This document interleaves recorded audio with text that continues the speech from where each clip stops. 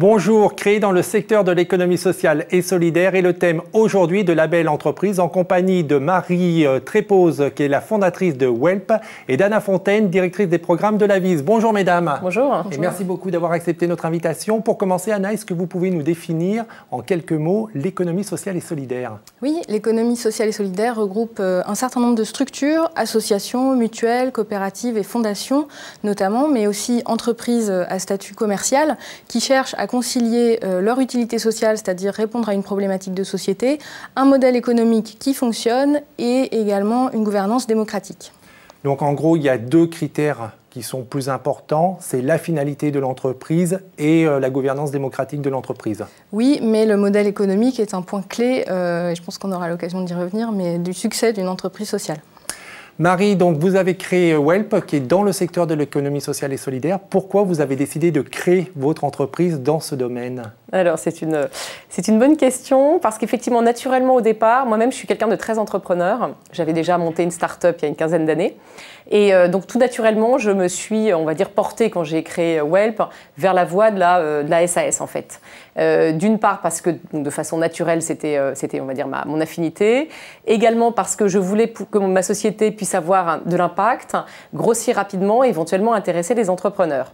Mais en même temps, mon cœur balançait puisque Welp, qui est donc un site d'entraide, une d'entraide gratuite, qui a donc vocation à mettre en lien des personnes qui veulent s'entraider, avait vraiment une utilité sociale.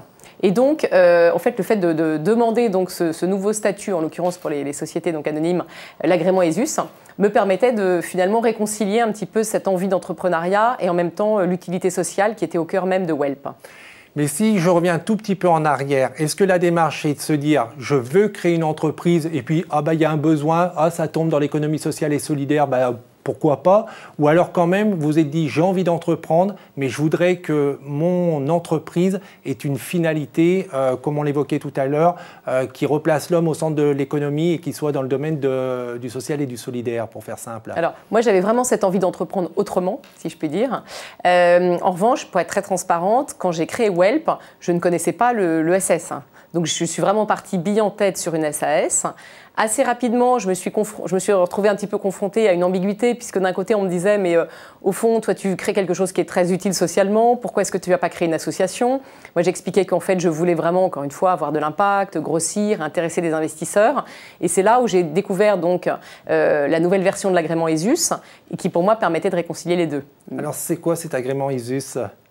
Alors, cet agrément ESUS, c'est un agrément entreprise solidaire d'utilité sociale qui permet justement aux structures d'entreprises classiques, à statut commercial classique, de bénéficier d'un certain nombre d'avantages réservés normalement aux structures de l'économie sociale et solidaire et qui, du coup, nécessitent de répondre quand même à un certain nombre de critères en termes de gouvernance, justement, en termes de réallocation des bénéfices aux projets prioritairement et un certain nombre d'autres critères de ce type. Oui, tout à fait. Il y a également les salaires, par exemple, l'écart de salaire entre la personne la moins bien payée et la mieux payée dans l'entreprise. Dans les devoirs, si je puis dire, j'ai aussi un comité de l'ESS que j'ai dû créer. Voilà. Donc, il y a quelques contraintes, si je puis dire, liées au statut. Là aussi, pour faire un peu simple, mais essayer d'être pédagogique, en fait, c'est des entreprises classiques, de l'économie classique, donc des SARL, des SAS, qui pour montrer patte blanche et intégrer le domaine de l'économie sociale et solidaire, parce que ce n'est pas forcément leur vocation, doivent remplir tout un tas de critères pour pouvoir bénéficier de ce statut, c'est ça? En fait, c'est ça. C'est-à-dire que l'ESS s'est construit sur un certain nombre de valeurs, dont la gouvernance démocratique, par exemple. Et du coup, l'idée, c'est bien que les entreprises classiques qui souhaitent appliquer ces valeurs tout en gardant l'idée d'avoir un chiffre d'affaires, de développer une activité commerciale, puissent bénéficier et faire partie de cet univers si elles répondent bien à ces critères et respectent bien ces valeurs. Donc ces critères ont bien vocation à prouver, entre guillemets, que l'entreprise fait partie de cette famille de l'économie sociale et solidaire. Moi, j'ai un business model, par exemple, effectivement. J'ai quand même vocation à gagner de l'argent. Mais après, je vais avoir une affectation de mes résultats qui va être liée à mon utilité sociale. Alors justement, on va y revenir. revenir sur ces points communs entre l'économie classique, une entreprise de l'économie classique et une entreprise de l'économie sociale et solidaire, je voudrais juste, vous l'avez évoqué rapidement, mais que vous précisiez, Welp, c'est une plateforme d'entraide entre particuliers, une plateforme gratuite. Est-ce qu'on peut prendre un exemple concret pour illustrer? Alors oui, en fait, ça met en relation soit des individus entre eux, soit des associations également qui cherchent des bénévoles. Donc, exemple de particulier à particulier, j'ai beaucoup d'annonces autour du thème de la visite à des personnes âgées, des personnes isolées, malades. Donc, ça peut être soit des propositions d'aide. J'ai envie, enfin, je propose mon aide, je propose d'aller rendre visite à des personnes âgées. Ça peut être des besoins. Qui peuvent être également en lien avec du soutien scolaire, du bricolage, de l'aide informatique, donc de l'aide à des associations. Donc c'est extrêmement vaste comme sujet, à partir du moment où le critère c'est que l'aide doit être gratuite. Donc on n'est pas sur un site de jobbing, on va dire. On ne se fait pas rémunérer pour le service rendu, et c'est un système de petites annonces géolocalisées qui sont donc visibles soit sur le site internet, soit sur l'application smartphone Welp. Et quand vous dites que c'est une plateforme gratuite, ça veut dire que je passe une annonce ou parce que j'ai besoin d'un coup de main ou parce que je suis volontaire pour donner un coup de main, c'est gratuit, je ne paye rien sur votre plateforme. Exactement, ni pour déposer l'annonce, ni pour vous faire aider ou pour aider. Puisqu'on est vraiment dans une logique c'est du bénévolat 2.0 un peu, c'est une nouvelle façon de réinventer le bénévolat. Et alors comme votre objectif tout à fait louable pour un entrepreneur, c'est de gagner de l'argent avec son activité, le modèle économique est basé sur quoi? Alors, il repose sur le B2B. Au démarrage, plutôt les collectivités locales. Donc, j'ai quelques partenariats avec des mairies, comme la mairie de Sèvres ou avec un territoire d'expérimentation avec Grand Paris Seine-Ouest, où là, je vais aider les villes à développer l'entraide entre les habitants. Et j'ai surtout un modèle auprès des entreprises, donc entreprises privées, plutôt de grande taille, qui vont avoir deux objectifs, soit d'impliquer plus les salariés dans leur politique de responsabilité sociétale. Et donc là, je vais les aider à animer en fait la communauté des associations qu'elles financent et de faire le lien avec les salariés pour qu'il y ait vraiment pour pousser le micro-bénévolat en entreprise. Et j'ai un deuxième volet qui est autour de la création en marque blanche cette fois-ci de communautés d'entraide privées ou semi-privées, si je puis dire, pour des entreprises. Exemple, la CAMIF, avec qui j'ai signé, on va développer pour la CAMIF donc une plateforme d'entraide entre les adhérents, les 200 000 adhérents de la CAMIF. Et à travers donc votre exemple de modèle économique, est-ce que ça veut dire que quand je crée mon entreprise, même si je suis dans l'économie sociale et solidaire, mon premier impératif, c'est évidemment que l'entreprise soit pérenne et répondre aux mêmes critères que l'économie classique? Oui, tout à fait. Les questions à se poser quand on crée dans l'entreprise, une entreprise dans l'économie sociale et solidaire, c'est d'une part le besoin social auquel on répond, c'est-à-dire quelle problématique on a envie de répondre. Est-ce que c'est la lutte contre le gaspillage? Est-ce que c'est la solitude? Est-ce que voilà. Mais en deuxième, évidemment, la question du modèle économique est extrêmement importante puisque même si une structure n'est pas une entreprise classique et ne souhaite pas forcément faire des bénéfices, elle a besoin d'être au moins à l'équilibre pour pouvoir continuer son activité, pérenniser son impact.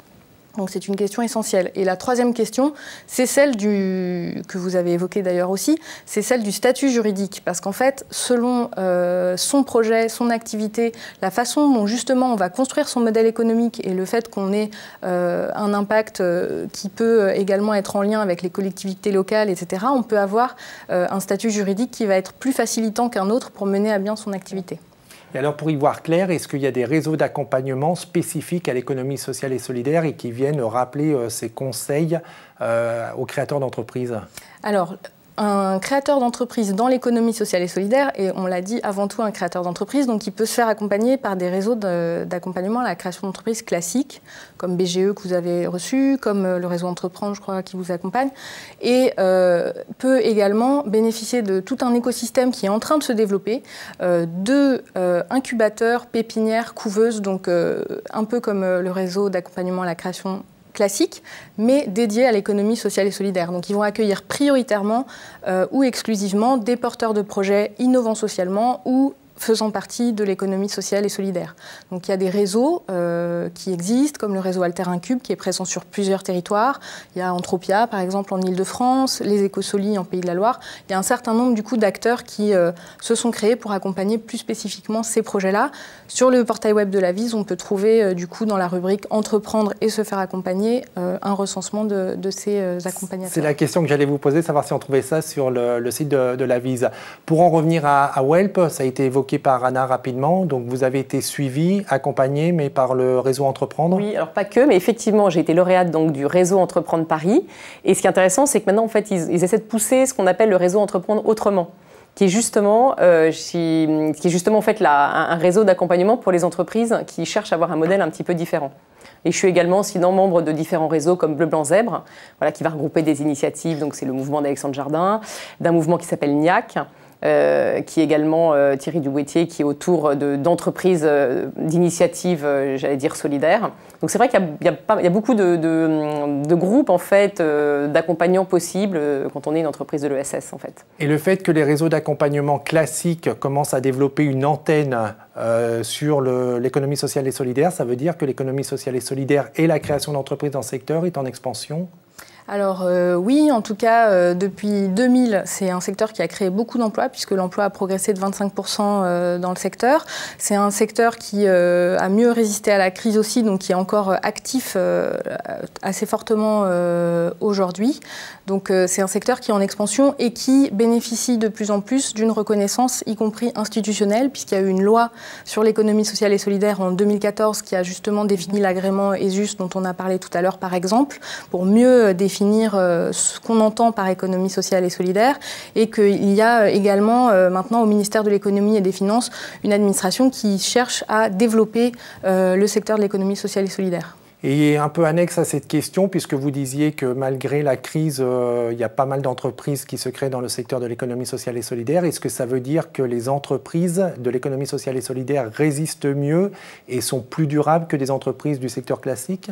Alors on a constaté en effet qu'elles étaient plus résilientes et qu'elles continuaient à embaucher plus longtemps en fait, que les autres quand il y avait des périodes d'instabilité ou de crise.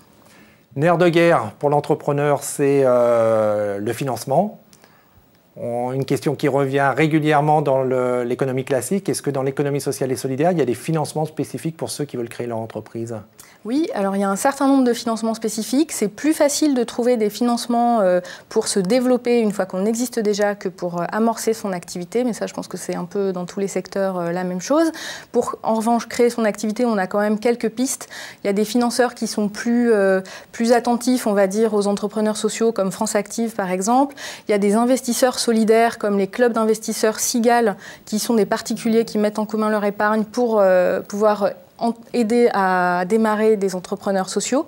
Et puis, il y a ensuite des appels à projets de fondations, par exemple, qui sont thématiques selon ce que les fondations ont envie de soutenir, ou bien, comme souvent, et c'est ce qu'on disait tout à l'heure aussi, les modèles économiques sont hybrides pour les entrepreneurs sociaux, avec à la fois des financements privés, mais aussi des financements publics. Il peut y avoir, le cas échéant, des subventions qui peuvent être obtenues par les entrepreneurs sociaux lorsqu'ils rendent un service à la collectivité locale ou sont partie prenante de la réponse à un besoin social sur un territoire. Évidemment, pardon. Et j'ajouterais aussi, il y a l'épargne solidaire aussi, qui est effectivement disponible donc, pour les entreprises de l'ESS.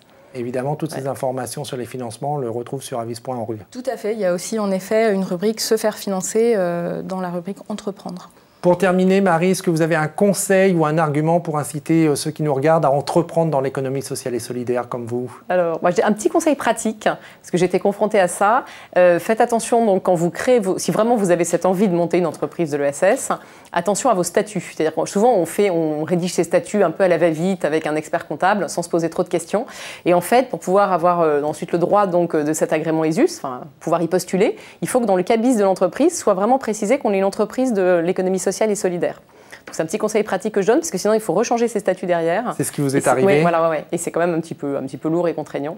Voilà. Mais sinon, sur un plan plus philosophique, je trouve que c'est une très belle entre guillemets, invention, si je puis dire, parce que en tout cas pour moi, ça m'a vraiment permis de réconcilier le côté gauche, le côté droit, avec cette envie d'entreprendre et d'avoir quand même de l'impact, un business model qui marche, et en même temps l'envie vraiment d'un projet d'utilité sociale. Merci beaucoup pour cet éclairage. Et puis, je peux qu'encourager nos téléspectateurs à donner leur temps.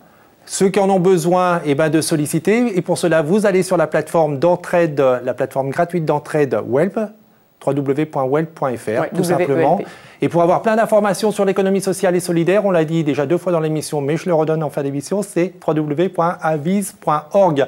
On se retrouve la semaine prochaine en attendant que le souffle de la création et que l'esprit solidaire vous accompagne. Au revoir.